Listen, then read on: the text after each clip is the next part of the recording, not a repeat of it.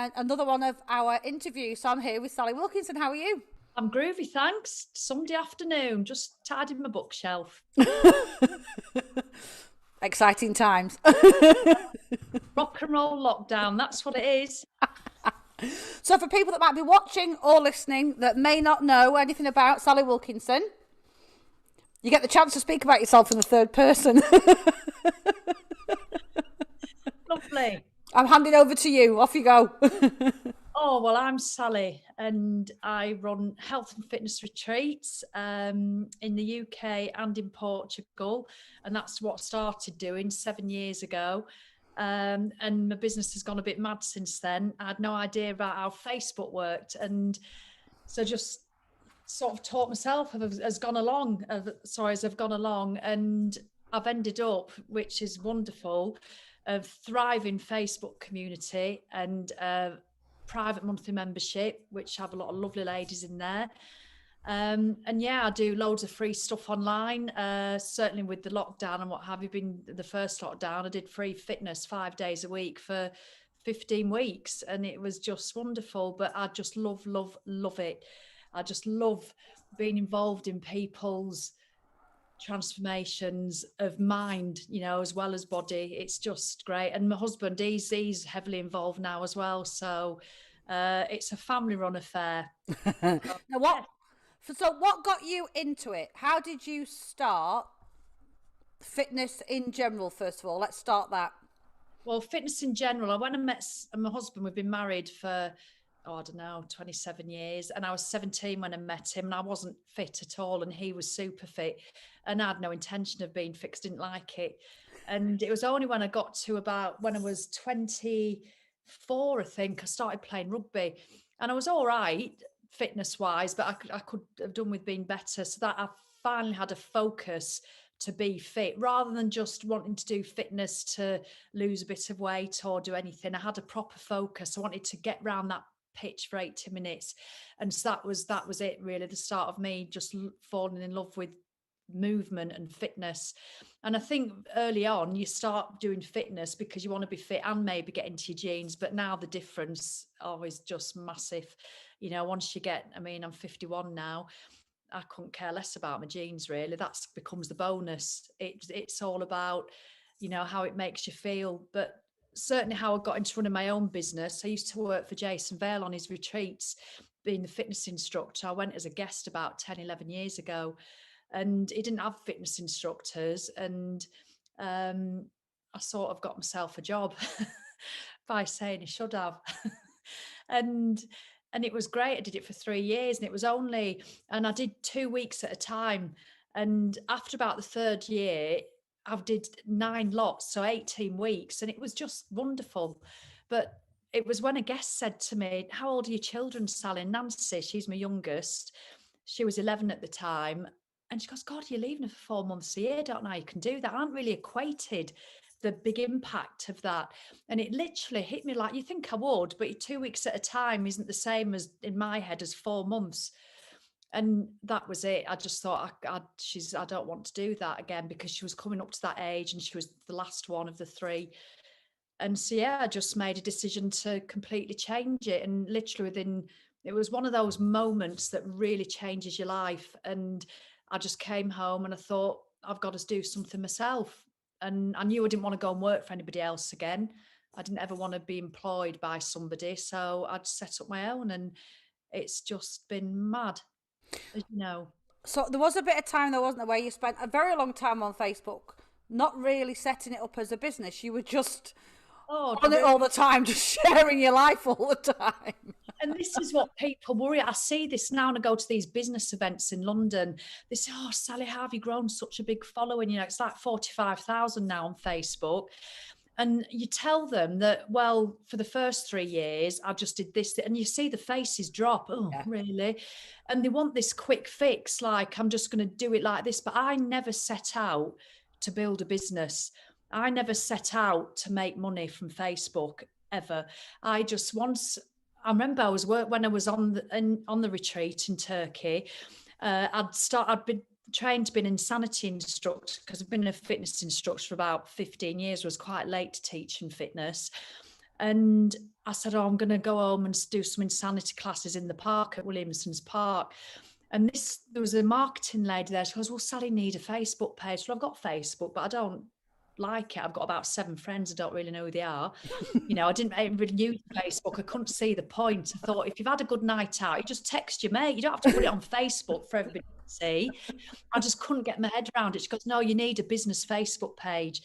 And they set it up, and they're the ones who called it Get Over Yourself. Well, you're saying that all the time in class. We'll call it Get Over Yourself. And this is how rubbish I was. She was setting it up on her iPad, and I had my little iPad mini, and she was doing it on her big Mac or whatever it was. And I walked over to her, I said, look, I'm really sorry. And I handed her my iPad. I said, will you do it on my iPad so then I can find it?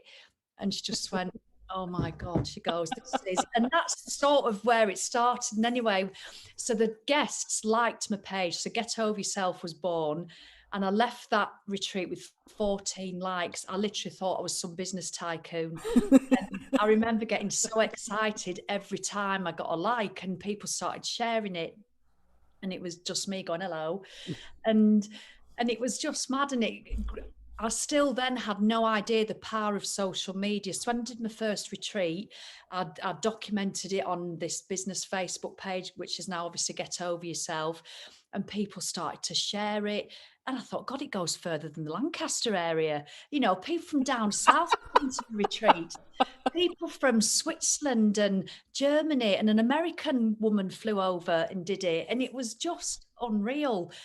And I think when I understood the power of being yourself on social media rather than being somebody else is when I thought, oh, I'm feeling rubbish. And I remember I was sat in this lounge here, and I said, you know what, Sam, I'm going to do a plank challenge. I'm going to do a 30-day plank challenge. And it was the first ever 30-day challenge I did on my Facebook page. I must have had about 1,500 followers. And I said, oh, I don't want to do it on my own. I'm going to put a video on and see if anybody wants to do it with me. So again, I wasn't doing the challenge with a view to think, how many can I get? Or, can I sell it to them? I just wanted to do it for me. And I just said, who wants to do it? And it had about 600 people doing it with me. And I did a video every day for 30 days. But again, people worry that they have to be the lighting's right, the perfect, right. Oh my God. Yeah. It's when I used to drink as well. I was half pissed doing some of them. And I remember doing it on a staff night out when I was at VVV with my handbag, doing this plank challenge. And I'd do them hungover in the morning. I'd do them at Walton Crag. I'd do them on the luggage carousel at Lisbon Airport when I was going to work at Portugal Juicy Retreat. But people just loved the realness of it. And they got shared and shared and shared. And I just, all these likes kept cut. I said, I don't know a Julie from Birmingham. Hold a minute. Did Julie from Birmingham also see you roll off on your final plank and fall down a slope and bash your arms and legs? No, day 29 of the plank challenge, where I fell off the bench in the woods at Bolton Sands. It's infamous, but I really, really love the way that I sort of accidentally grew my business, because it really showed me that, I don't have a tripod, although I did confess to you this week, after 8 years, Ruth, I've got to order myself a ring light, but I'm more likely to get my phone, I'll wedge it in a hedge or a cactus or an aloe vera plant, get the angle right, as long as you can see me, or even if it's dark, I'm not bothered. But I just think people worry about having to be too perfect, but that's what my community have certainly loved, the fact that it is real. I can cry online. I do overshare probably, but I just don't want to be this perfect Polly on Instagram, that make people feel crap because they look at the perfect six pack and the thigh gap and the pert boobs, and they just think it's just not real. Me and Simon now do a lot of the fitness together, and he gets it, I tell you, but we start bickering and everything, and it's grown massively. It really has. So it's been a hell of a ride, really. So just apart from the cactus, and I can absolutely attest to the fact that you stick your phone to stuff, because you also, halfway through doing something, the phone has been known to drop off wherever it's been stuck to. But then there's also the famous coming live from the condiment cupboard. We had a period of, coming Well, live from the condiment cupboard, didn't we? again, it's a top tip for anybody wanting to do Facebook Lives. And if you think, oh, I don't like Facebook Lives, you've literally got to get a grip of yourself and just do them, because it's the best way to engage with your followers. And our condiment cupboard, you know, I open the top cupboard in the kitchen and the shelf is just perfect height for my head. So I just lean it against the apple cider vinegar. Come here, Sally. And that's, you know, I've got a private membership and I do a live into that every Monday morning. And, you know, live from the condiment cupboard. Sometimes I'm on Peloton bike, sometimes I'm in bed, you know, when I've had my bad back, and that's it. I don't dress up, I don't do my makeup, I just turn up how I am. But some of them don't go to plan. I mean, I think one thing I can bring to mind is when I was doing a press up challenge a few years ago, and Simon was videoing me down on the shore, and I'm halfway through this challenge and I'd done 24 full press ups, and he went, Sally, he said, look behind you. And Luther was having a crap, my dog. I said to him, I'm not doing it again. I have to put with the dog. You know, but people laugh and they just love the realness of it. So yeah, I'd recommend anybody to do Facebook Live, and if you don't want to do Facebook Live, then I'd really suggest that find a different platform where it's not as important. And Luther, you've got, you know, a couple of times you've used this, you know, living like Luther or living life like Luther. Do you want to explain a little bit about why you reference that so much? Yeah, I mean, for those who've known me, know I've about 4 or 5 years ago, I had a really bad bout of depression. You know, we went through an awful lot of personal stress, just with other things that went on, and, you know, through financial difficulty, and it taught us so much, really.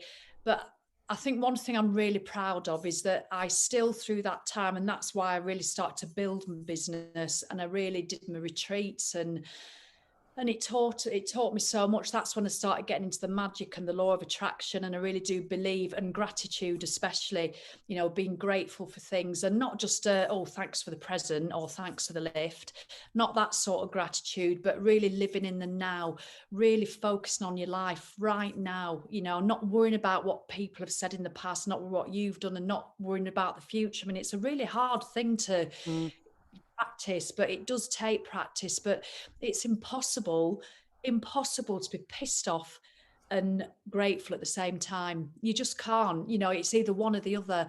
And so I find really living in the now. And when I was at my lowest ebb, you know, I've took myself off to bed for about 4 months. And obviously it's a story to how I managed to get out of that space. But when I had got out of it and I was getting outdoors again, I remember taking Luther down to the shore. And this is when I was really recovering after my depression, after my little Ironman. And I remember just being so grateful for it, and all the stuff that had happened, still having gratitude for it. And I remember down on the shore just watching Luther, and I just videoed him, because I do little videos when I'm out, and I'll put them on my Instagram or my Facebook at another time, or I might do it live. But I just wanted to watch him myself without having to speak. And I just watched him, and he was chasing the birds, and he was running around, and he was literally just living in the moment. I mean, they're amazing. He wasn't worried about what Fred the dog, who just walked past him, said to him last week. He wasn't thinking about what he's going to have for his tea, or he's getting a bit fat because he's middle-aged.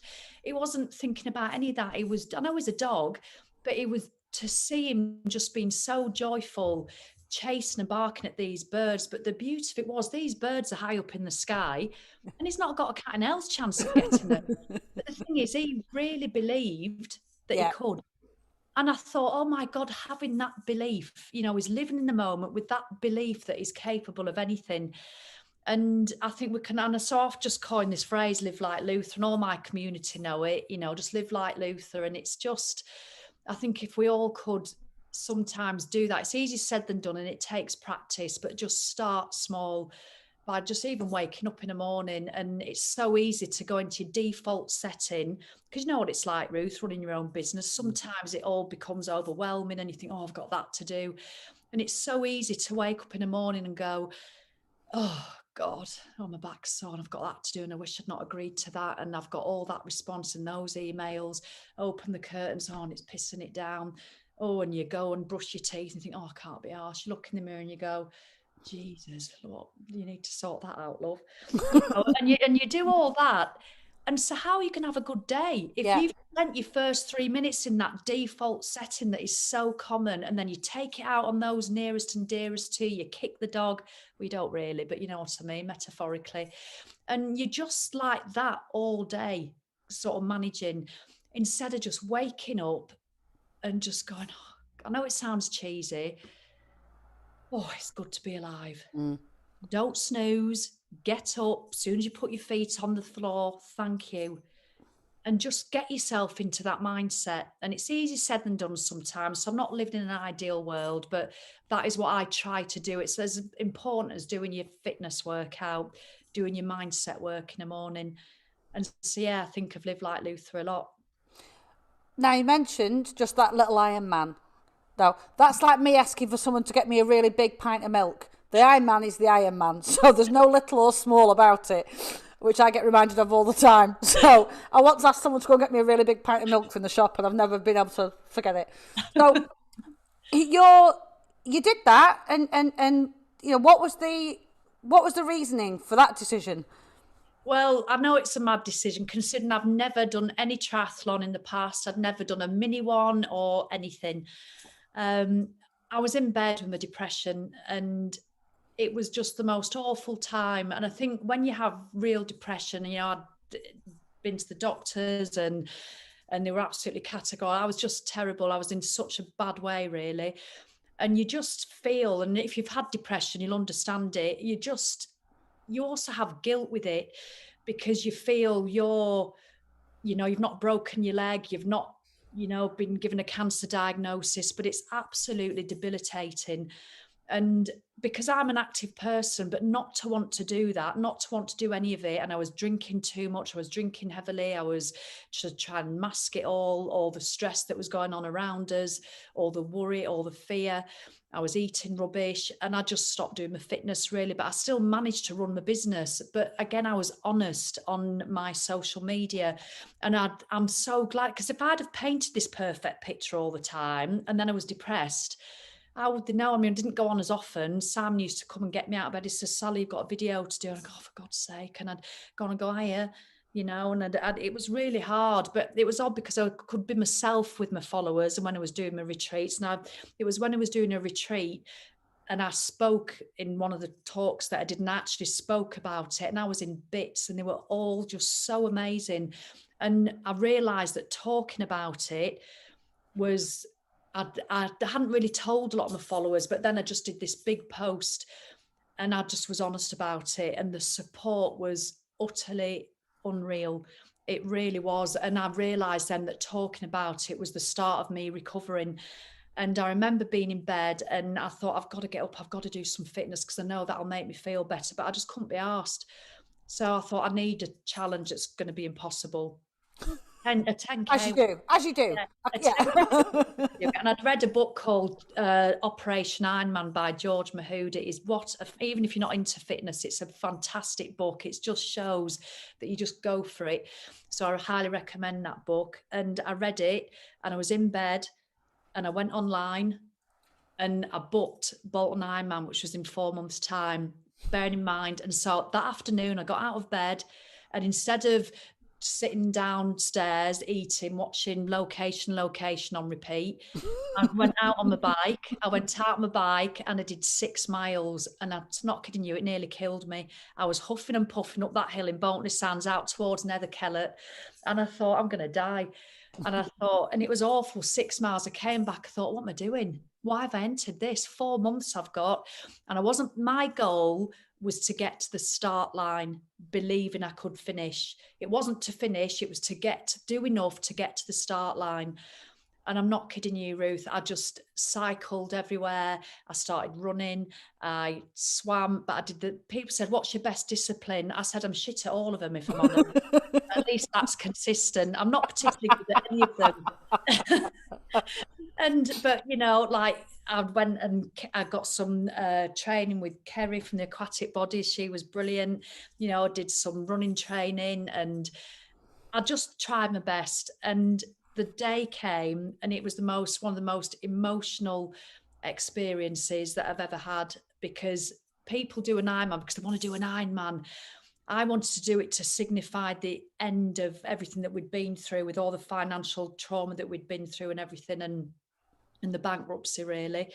And what was really strange, what was really, really weird, and you just couldn't do the timings, is the week that I was doing the Ironman, and I was so nervous about it, was the week that we were at the official receivers in Blackpool to do with all. So on the Tuesday, we were going through all that, and it was just awful.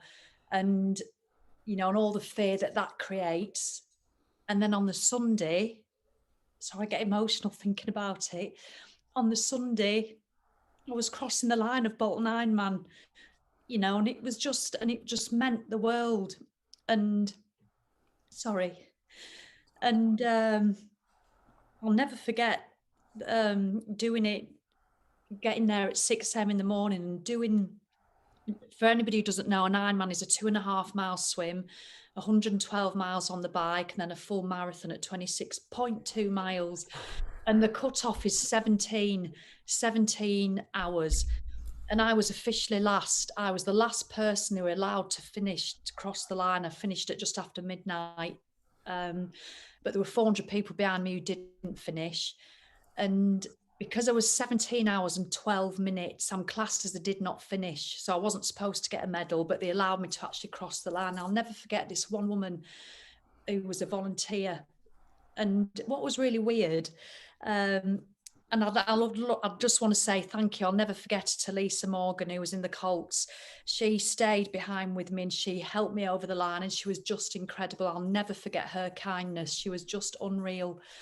And this lady came over because all the people had gone home. I had this image in my head all through training that I'd have this man on the microphone, which is what happens, going, "Sally Wilkinson, you are an Ironman," and all the crowds would be cheering because that's what happens. I'd see it on YouTube. Yeah. I'm not kidding you. I got to the finish line. The barriers were empty. The man on the mic had gone home. There was just my family there. It's mad. And I just got over the line, and this woman came up to me with this medal, and she put it over me. She goes, "No, you're not supposed to get it." She goes, "But you're the person that makes me volunteer." She goes, "You're worth every inch of this medal."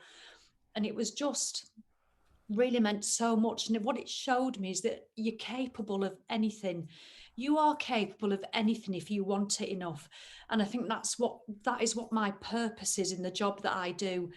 And it's not to make money. It's not to get into size 12 jeans. It's not to be somebody. It is to be a part and involved in people's lives, to make them see that they can do more than they think they can. And once people believe that, it's incredible to see what they can achieve. And I'm not talking about losing 4 stone or doing an Ironman.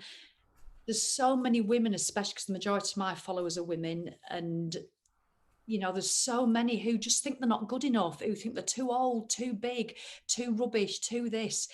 And to see a woman start to believe in herself and really think, "Do you know what, I can do this?" And you can just start with steps and drinking your water. You don't have to start with all the other stuff. It is just amazing to see it. And I think doing the Ironman after the depression really taught me, really reinforced what I already knew. And I just love to give that belief to other people, or not give it to them, but make them see it, that it's possible. Because I think that's also part of the tribe that you have, and your monthly membership that you talk about. A lot of that is on this basis of best version of you, not trying to compete with Brenda down the road, or Janice. Janice, or whatever. Your self-worth being measured by somebody else's achievement is just a load of bollocks. So, but when you're in your tribe, so when you're in that tribe, that almost is just a seam that runs through everything that you do, isn't it? It's my biggest belief. It is. I mean, I have these fictitious characters in my head, Janice, Julie and Tracy, and they're always cool because I role play with myself on my lives, because how many times we sat there going, Oh, I can't be. I'm role playing now. Oh, I can't be asked. I just can't be asked. And what a day I've had. I was going to do that workout, but sod it. Si, can you pass us those hobnobs and the bag of quavers? I'm just going to do that. I'm not doing a workout. Can't be asked. And that's what women do. That's what we do. And the biggest thing that stops women there's over 500 ladies in my membership, and they're absolutely phenomenal. And the biggest thing that stops somebody from progressing is because they're comparing themselves to somebody else. And I go on and on and on about it.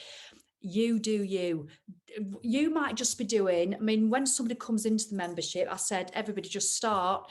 Don't even count, don't even do a target, but just start drinking your water and counting your steps, and there's loads of fitness on there that they can do if they want to go straight into it.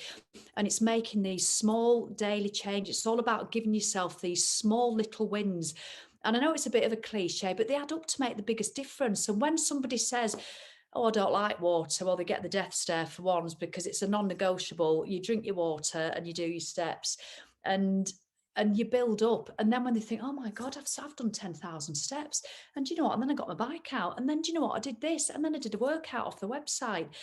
And then there's always somebody struggling in the membership, and there's always somebody buzzing. And it's learning the ability not to let the people who are buzzing do your head in, because they're just doing their thing. But quite often the people who are struggling, we do this in life, like we might compare ourselves to somebody on social media. You're up there looking at them, and instead of going, oh, that's ace, I want to go and do that, you think, oh, that's ace, but I feel shit, I'm not good enough, I'm not going to do that, so I'm just going to walk away and be shit.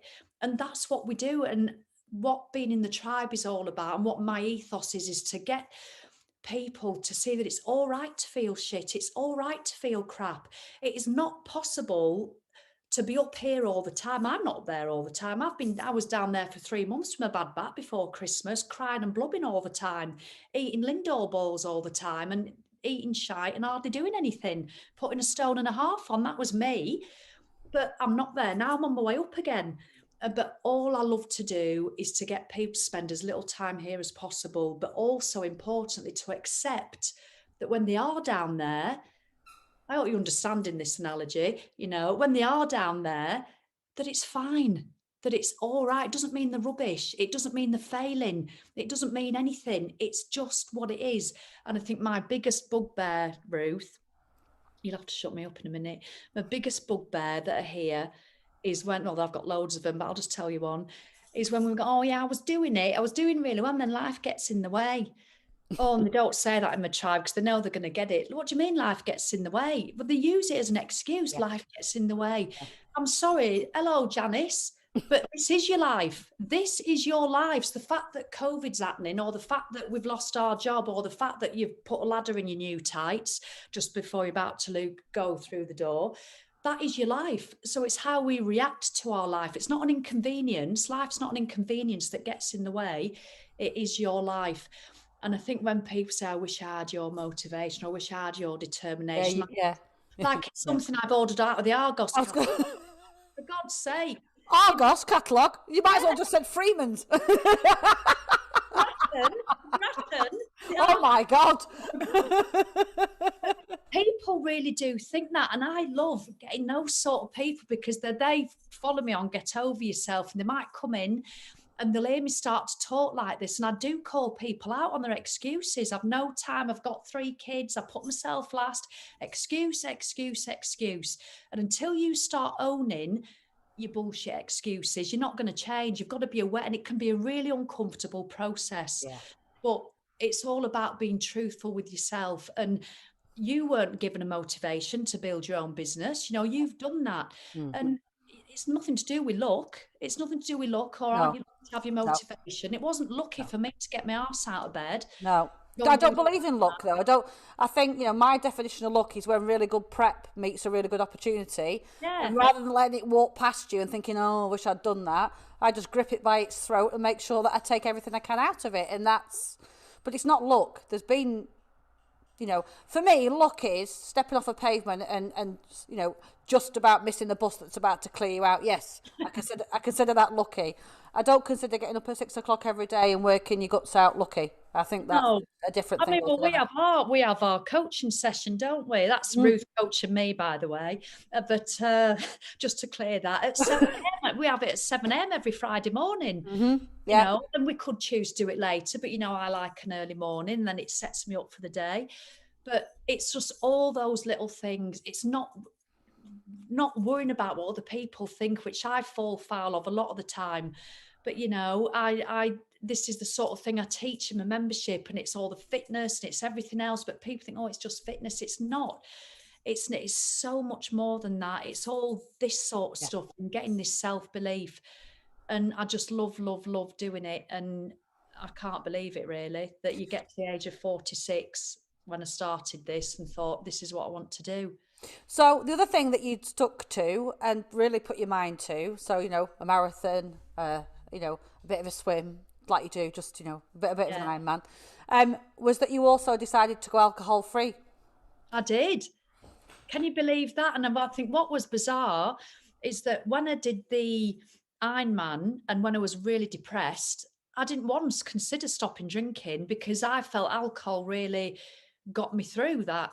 And but I was starting to drink really quite heavily. I mean, I never used to drink a lot. In fact, I never used to drink until I went out. And it's only about the last 10 years that I started drinking a lot more and then started drinking at home, like a lot of people do. And then they'll share a bottle of wine every night and then you'll stop sharing it and just drink it yourself every night, you know, and then you'd not drink on a Monday because you didn't want to be drinking 7 days a week. So Monday, Tuesday, you might not do it, but it was a bit of an effort. And I felt it really start to increase. And I just didn't like it. I didn't like the fact that I'd have a bottle sometimes, and then sometimes I might open a second one. And when you open the first one, it's wine o'clock. And all my birthday cards used to have wine references on. And I remember thinking, it didn't annoy me, but I remember thinking, I wasn't happy with how I was struggling not to drink like on a Monday and Tuesday. And I could never understand people who could go out. I remember sponsoring you once because you were doing, do you remember? And in fact, you did it again. I think I gave you about 30 quid because it No, was it's that. quite, yeah, no, yeah, I did. So what, you sent me a message that said, I've sponsored you, you must be mental. Then I Yeah. extended it for another 30 days and you just sent me on saying, no, not again. That was... Yeah. I thought, I thought, what a weirdo. I thought, good job I don't know her that well because I wouldn't want to go out with her. And that's how I used to think, you Yeah. know. And but now, and I just decided to somebody had recommended like one beer, and I thought, oh, I'll have a look. And I thought, you know what, I'll do the sort of dry January. I'll try and see if I can do it. And I did, and it got to day about 20, and I hated it. I'll be honest. I used to watch the Six Nations. Don't ever do it in February because the Six Nations drinking peppermint tea was rubbish. And I was sat going, I hate this alcohol free. It's rubbish. But I just thought, do you know what? I'd need more than just a month. And so I thought I'll do 90 days. And then when I got to 90 days, I thought I'm going to do a year. And then once a year had done, I knew I wasn't drinking that year. But when a year had passed, I thought I can have a drink now. And I thought, well, if I really want one, I'll have one. But I didn't want one enough. I learned so much about myself. My business just took off, as you know, because I've been working with you for a few years now. And you've seen the rise of it and how much more I achieved because of it. And when I used to drink any things that perhaps I'd sort them, but there'd always be, I'll have a drink tonight, forget about it tonight, I'll have a drink, I'm stressed, and I'd do it the next day feeling under par, not hungover, but just I felt alcohol was always in my system and I didn't want it. So yeah, I just stopped. I did have a few experimentals of the second half of last year here and there, but nothing major. And I've not had any this year. And I've no, I'll never say never, but at the moment I just don't drink. It was Joe's, birthday last weekend, didn't drink, so I'm so used to not drinking. I really do think it is a bit of a change thing that's happening, like smoking did. And eventually there's so much more alcohol free up, when we started 4 years, I've done 4 years it's been now, there was two choices in the shops and now there's like 2 aisles worth of alcohol free stuff. It's massively changing, but I love it. I love there are little bits that I miss sometimes. I'll be honest. I miss the anticipation of it. I miss being an absolute first class dickhead sometimes. And being the last to leave a party. I'm sometimes missed, but I don't really, because I was a complete and utter knob, I'll be honest. And now you go out and you just see other people who behave like I used to. I'm not judging it, but I don't miss any of that. I miss sometimes that first, when you have that first sip, but it's all just a hazy sort of memory looking through an ideal lens. When you attach what goes with it, that feeling of going out to a restaurant and thinking, well, come and take my order quick for wine. I can't sit there with my menus unless I've got a glass of wine in my hand. And that sort of stuff. And looking around for the waitress when my wine was getting a bit low, and having to watch Strictly twice because I'd forgotten it on the Saturday night. I had too many. I don't miss any of that. I did used to watch the replay. I've not seen this. I'm going to have to watch it again. I thought, actually, I have seen it. Rally Ash. So yes, I never and that's why I never say never, Ruth, because would I ever think I'd be alcohol free? Never in a million years. I was never. And I'm a pretty much plant-based now as well. Well, certainly vegetarian. I'm saying that I have the odd bit. I don't put restrictions on myself. If I go out, I might have a really nice fillet. But on the whole, the majority of my diet at the moment is certainly, but I love chocolate and ice cream. But I think that, is that not part of what you've made a success, which is you deny yourself nothing and you just apply balance? Yeah, definitely. And it's sometimes my balance is shite, just like everybody's, because I still get really low days every so often. They literally, I think hormones has a lot to do with that. I'm perimenopausal, and that's a whole new ball game that nobody warns you about, that a lot of my followers are in the same boat. And oh my God, I'd rather be depressed than anxious, because I get really bad anxiety sometimes. In the morning, you wake up and I'm like, I feel like something sat on my chest. I feel like somebody's going to come out of the wardrobe and go boo, or or worse.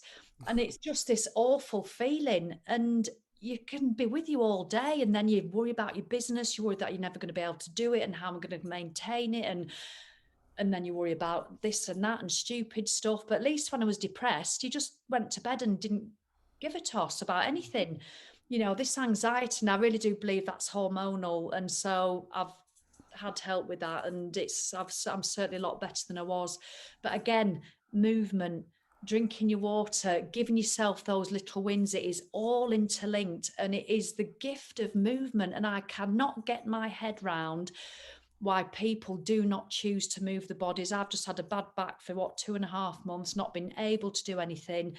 Literally within weeks, my mood was doing this. I feel if I'd have continued, I start eating crap because I can't move.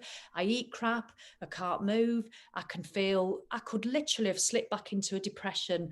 Fortunately, I recovered with my back enough to be able to get out walking, doing my Nordic walking, drinking my water. And the difference was massive. That feels better.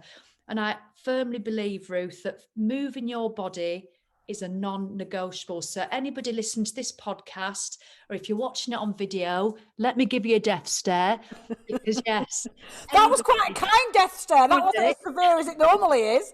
I'm not even bothered if I'm getting on your nerves, but if you choose just not to move because you think you're too busy, or you don't have time, or you don't like it, when you're younger, you can get away with that. But literally, as you're getting older, your choice is either to move your body now regularly. I'm not telling you, don't have to do HIIT sessions every day. Just walk, just do something. If you do not do it, you will just be surviving for the last 10, 20 years of your life.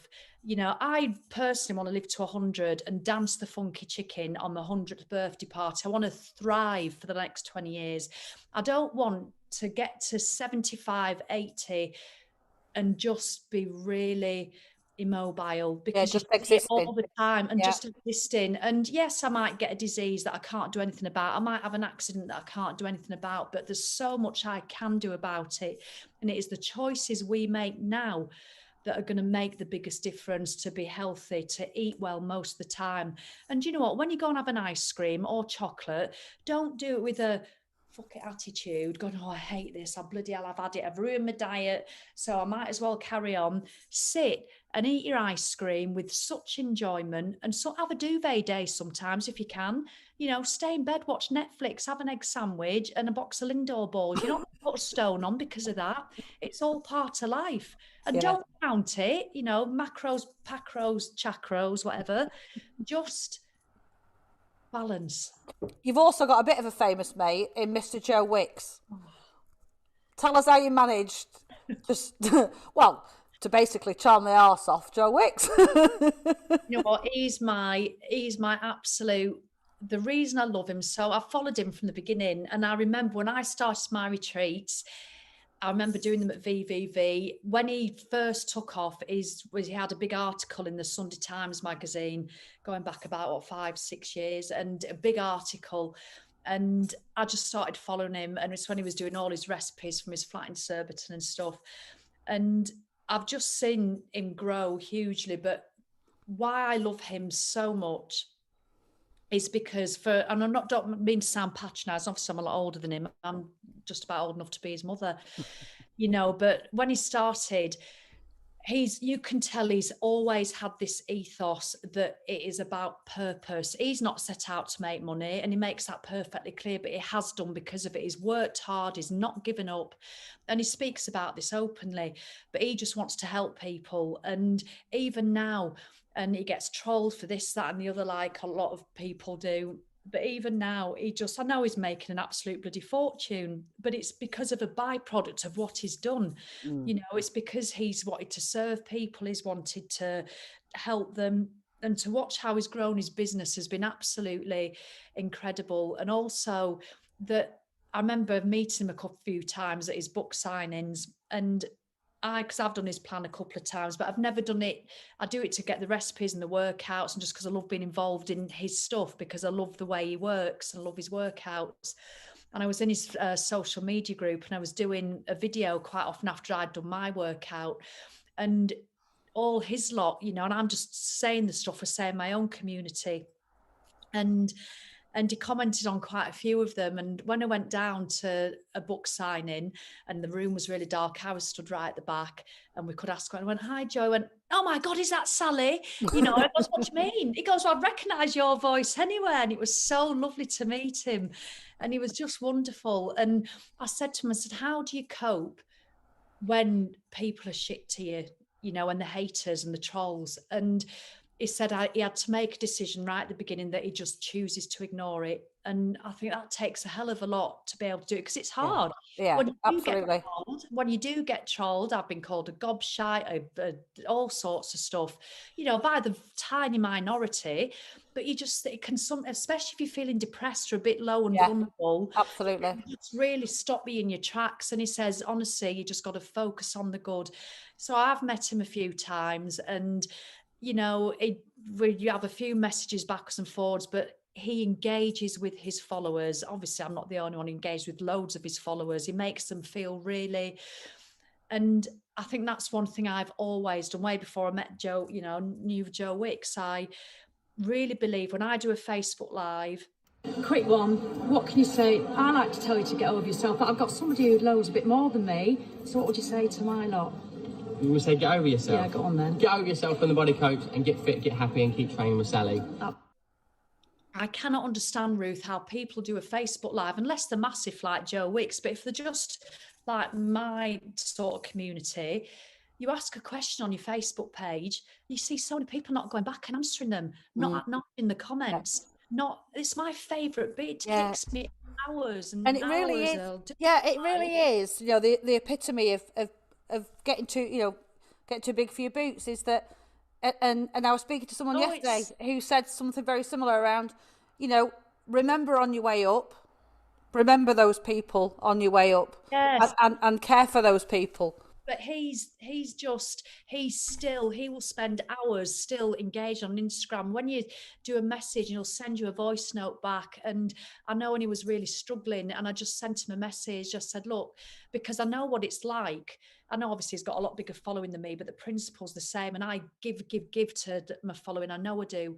And I know he does with his. And sometimes that's more, that's well, not some, but that's more exhausting than doing the fitness and doing all that. And you take on a lot of people's stuff. I know he gets motivated like that, but I can see how sometimes he struggles with it.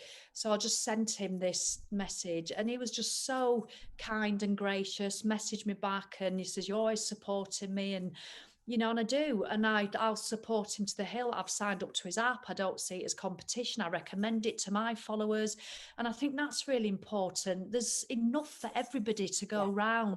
Yeah. So you get a lot of businesses, like people who are in my field in the fitness. Oh, I can't recommend that because that's my sort of thing. It's an absolute utter nonsense, and especially with women and women supporting women. I had a good conversation with a trainer this morning who said, "I'm loving your Nordic walking course." And she's a fitness trainer, and she says, "I love recommending you, and I love what you do, and it makes me feel really." And I thought, how wonderful of her to say that to another trainer. But I try and do that all the time. There's a whole community of us really. So I think that's really important to know that there is enough for everybody to go around, and there's no competition. Joe Wicks has got his followers. I've got mine. There's obviously a crossover because he's got some menopausal women, and I've met some wonderful people through his community. But neither of us are suffering. Do you know what I mean? Yeah, and absolutely. I just love the man. I genuinely do. So, it's great. So just to finish up, we're going to put some links to your YouTube channel and your Insta and your Facebook, and links to the tribe and courses and stuff on when we post this out on the podcast and on a video platform. But if you had just one piece of advice to finish on, whether it's for business or whether it's personal, I can see you've got it already because you just had that little twinkle in your eye then slightly. Because I've got pins and needles. That's what it is. What would that piece of advice be? What's the most valuable thing, do you think, for you? One thing that did it for me when I really decided to make a change, because I've been a lot bigger than I am now, and didn't know what to do with what I want to do with my life, is the quote that I don't remember where I saw it. It was just a comment, but I use it all the time. Don't ever leave this earth without experiencing just how amazing you can really feel. So you owe it to yourself, whether that's you want to change your job, whether it's you want to change your purpose, whether it's you want to lose 2 stone, whatever it is. Don't keep saying, "I haven't got time. Oh, I'll do it next year. Oh, I'll do it now." You can literally start in the next 10 minutes. What can I do in the next 10 minutes to start it? But don't ever leave this earth without experiencing just how amazing you can feel, because it's available to everybody, no matter what your circumstances. And it's, and you do you. Don't compare yourself. So what's going to make you feel amazing is completely different to what Janice is going to feel amazing with, and it doesn't have to be a big thing.